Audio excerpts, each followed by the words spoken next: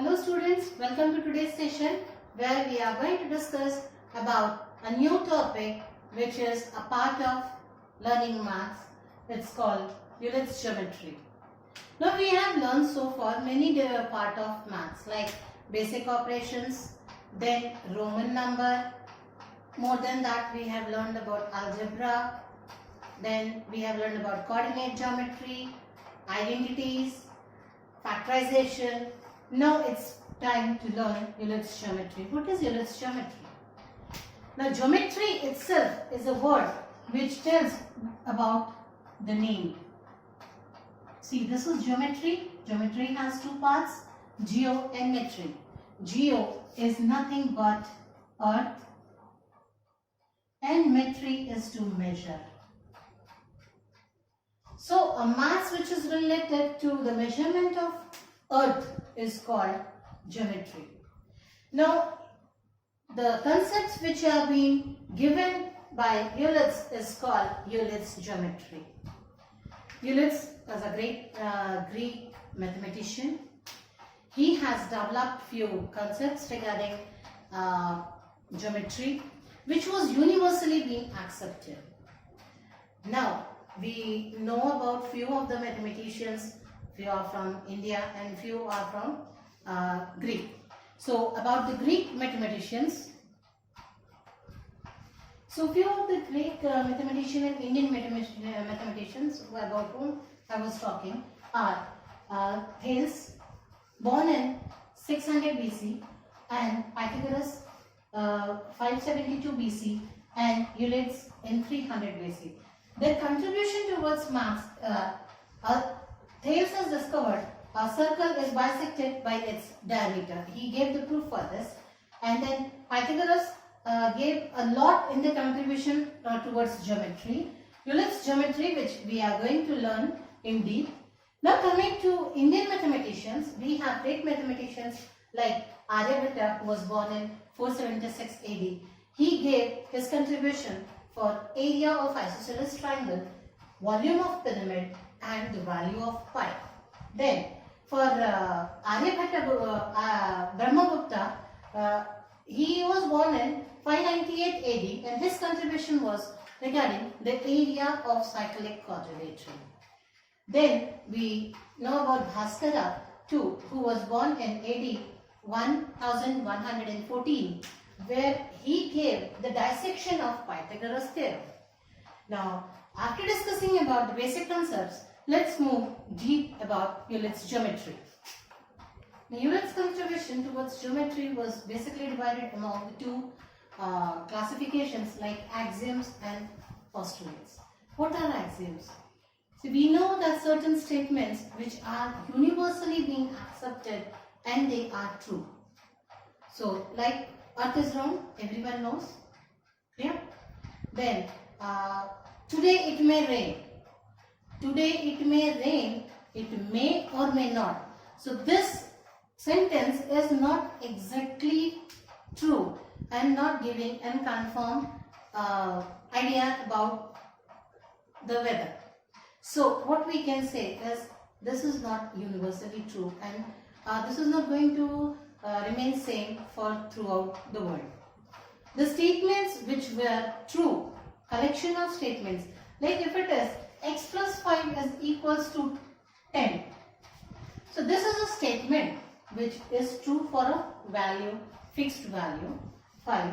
Now when we add that 5, instead replacing x by 5, 5 plus 5 is 10, this becomes true. So few statements which are universally true and are applicable on various mathematical fields like algebra, numerology, and except geometry. Applicable in all fields except geometry are called axioms. Yeah? And when we talk of things which are only related to geometry, they are called postulates. Now, we have clarified between axioms and postulate. What are axioms and what are postulate? Axioms are those which are related to maths, general statements, universally accepted and needs no proof for that. People accept them without any proof. And postulates which are related only to geometry. This will work only for geometry. Now let's go deeper into that. We will go through all the axioms which were given by Litz. Now, the first axiom says that when we are going to discuss about 7 axioms, and they are as 1. The first one is things which are equal to one another are equal. Like if we say A is equal to B and we say B is equal to C. If A is equal to B and B is equal to C, we can give a conclusion that A is equal to C. Clear? A is equal to B and B is equal to C. So the conclusion is A is equals to C. Things which are equal to one another are equal. Clear? Means A is equal to B. That's first part. Second part is B is equal to C. Hence we remove the common part. That means A is equal to B and B is equal to C. So we can interlink this also. That is A is equals to C. This was the first one. Now the second axiom says that equal identities, like if A and B we are talking about. We are talking about A and B, a statement where C is added to both. Then we are going to get the resultant also as same. This is the second axiom. Clear? Which says equal added to equal are again equal. Means A and B are equal. We are adding C equal amount to both side adding. The LHS will be equal to RHS as we are adding the same quantity. And similarly, if both are equal and we are subtracting also, they are going to be the same. Clear? So, what we can say? So, when we convert in the statement form, it's like if equals are added to equal, the whole are equal. And if equals are subtracted from equal, the remainders are equal. The remainder here is not about division, we are after subtracting what we are getting. Now coming to the fourth axiom, it says things that coincide with one another are equal to one another. Now for this, if I would like to explain you with an example, when you arrange your books in the shelf, clear? What do? You arrange them properly or with the big one and small one differently. So to identify that they are same, what do? You just merge all the books one on the other, which the ones which have the same dimensions will be kept called as the same books. Clear? Irrespective of the subject, irrespective of the cover. The other example which I think the girls or even boys can understand, if a bunch of bangles are kept and by mistake all the bangles are mixed. Now you need to club them. How will you do? You will just take one bangle over the other and you will superimpose it and you will check if it is exactly matching. That means they are same. Now in your previous classes regarding the geometry part, we have done superimposition, that how to see the symmetry part. For that also we just overlapped the figure and we checked that line of imaginary and we said as the first part is exactly merging on the second part, the figure is symmetry. So in the same way, the things that coincide with one another are equal to one another. Now the fifth one says the whole is greater than the part if A is greater than B. Means if this is A to B, we are extending the line B to C. Clear? Now what I mean to say is AC will be greater than AB. Clear? The part of this AC is what? The sum of AB and BC. And what is AB? AB is the half part. So the whole is AC. What is AB? AB is the smaller part. So we know that a whole is always greater than a part. Clear? Then things are doubled of the same things are equal to the another. For this to be true, first thing is A should be equal to B. When A and B are same, on a common balance we are measuring weight and quantity. When both are same, if you want to increase the load, in that case if you are increasing the quantity by 2 more kgs, then definitely the weight side is to be increased by 2 more kgs. So when you increase or you decrease the same quantity in the same ratio, that means things are doubled of the same things are equal to one another. Similarly, things are half of the same things are equal to one another. When A and B are same, you multiply it or you divide it by 2. The value is not going to change. So these were the 7 axioms which were given by Eulitz. Now, apart from this, he also gave theorems. The theorems which very clearly you have seen in your previous classes also. That is, it needs a proof to be proven. Now, it has a supportive methods to be proved.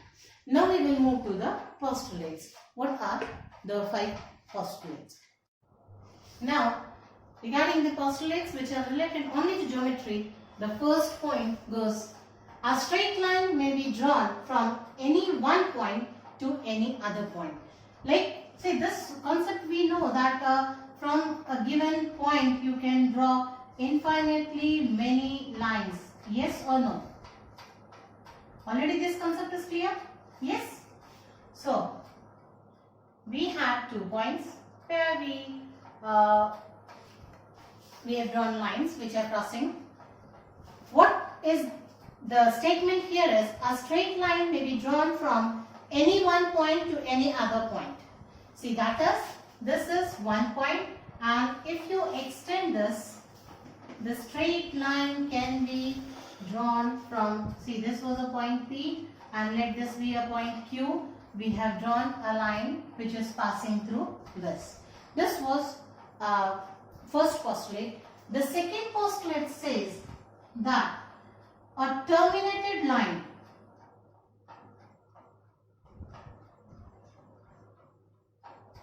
can be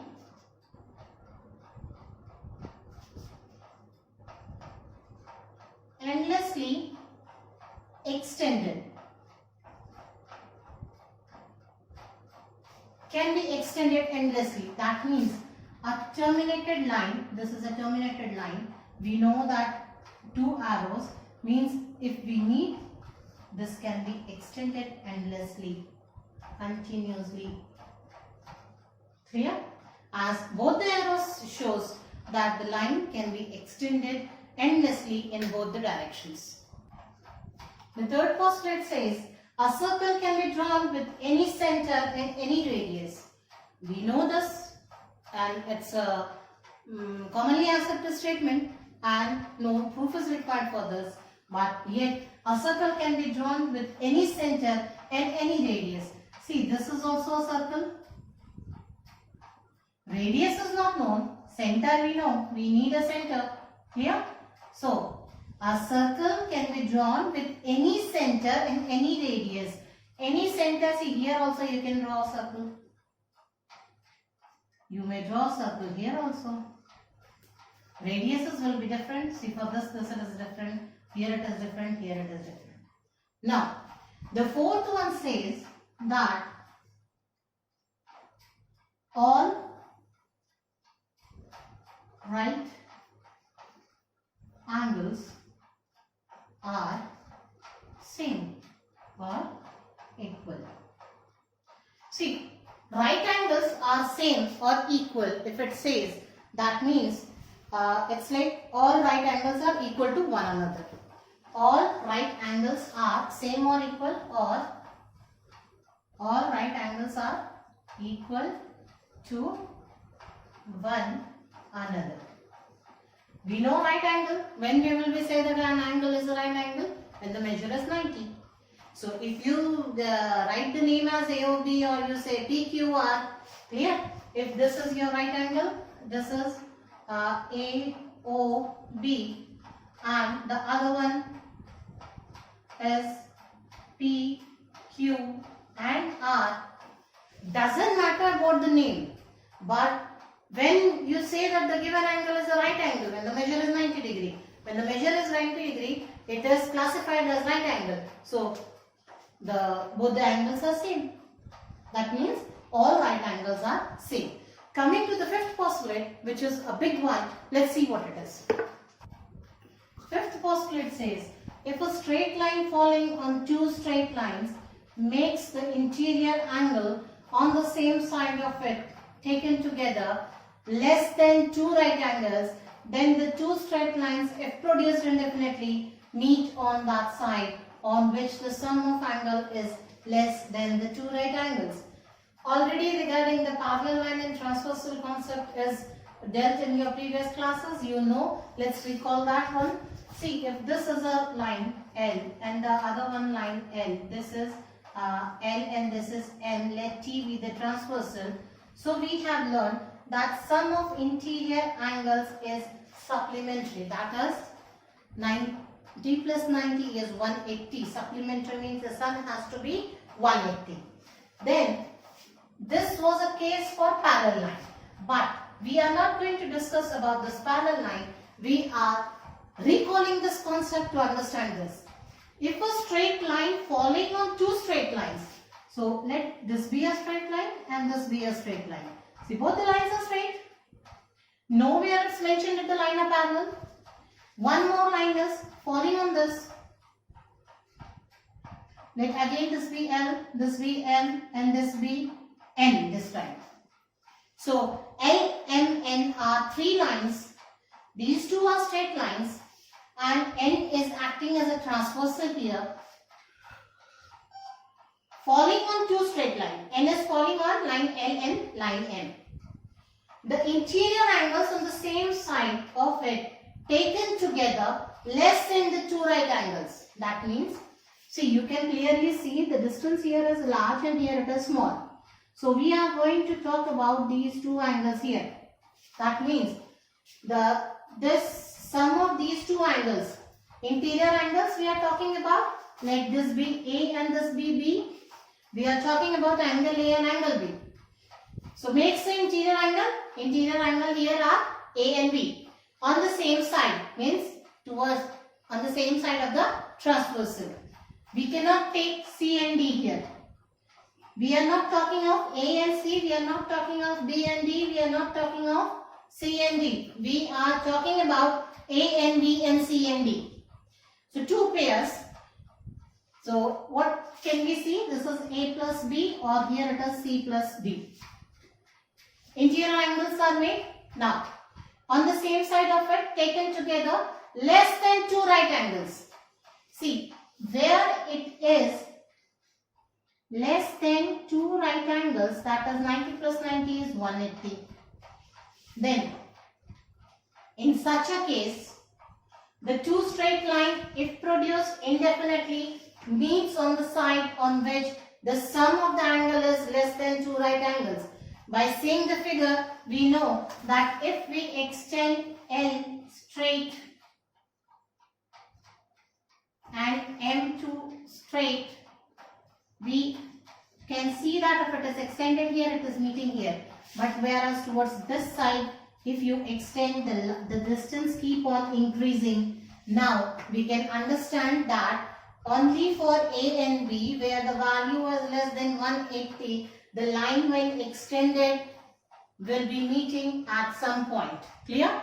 So this was our fifth postulate, which says if a straight line falling on two straight lines makes interior angles on the same side of it taken together less than two right angles, the place where the angles are less than 180 degree, if you extend it endlessly, you can see that it will be meeting at some point, not on the other side, because the angles here are greater than 180. Clear? So this was about our axiom. Let's move. Now, after axiom and postulates, we'll move forward for statements. Statements, a sentence which can be judged to be true or false, is called a statement. Like if we say that the sum of three angles, that is angle A, angle B and angle C. So mathematically, can we express it? Angle A plus angle B plus angle C in triangle ABC. A plus B plus C is equals to 180. We know this, right? So this is called a true statement. But if we say that in a circle, angle A plus angle B plus angle C is 180, we know circle, three angles, not at all possible. So this is true, this is false, and if it is x plus 5 is greater than 15, so this condition cannot be judged as true or false. So this is not at all a statement. So that means this is not a statement. Now what is statement? A sentence which can be judged to be true or false is called a statement. What is theorem then? Theorem, we have learned so far a lot. A statement that requires a proof is called a theorem. Establishing the truth of a theorem is called proving the theorem. Statement that requires a proof to be proved. Like we know how to prove sum of three angles is equals to 180 degree. Sum of four angles in a quadrilateral is 360 degree. By paper cutting activity we can do and check, already been discussed. We have some method, by some or the other proof we can show that the sum is 180 or the sum is 360, hence they are called a theorem. Now, establishing the truth of a theorem is called proving the theorem. Means when you are trying to prove what the statement is, the process which we are going through is called proving the theorem. Now, next comes corollary. What is corollary? That means a statement whose truth can easily be deducted from a theorem. A statement which can be easily be deducted from a theorem. Based on theorem you can say something up to the deduction. Like we have done about the fifth postulate. There we can say that if the lines are, the transversal is intersecting with the given lines, that means the transversal can never be a parallel line to the given lines. Clear? So now moving further, we will be discussing about some more points. So now let's take a short recap what we have learned so far. We have learned about the term Euclid's geometry. How does it derive? We have discussed about Greek mathematicians and Indian mathematicians. Apart from that, what is axioms and postulates, types of axioms and postulates, 7 axioms and 5 postulates. Then we have discussed about the statement, theorem and corollary part. Now, to be ending our session with this, we will be meeting soon with the second part where we will be discussing about some more detail regarding the geometry concepts. Now keep revising the concept and we'll meet soon. Thanks now.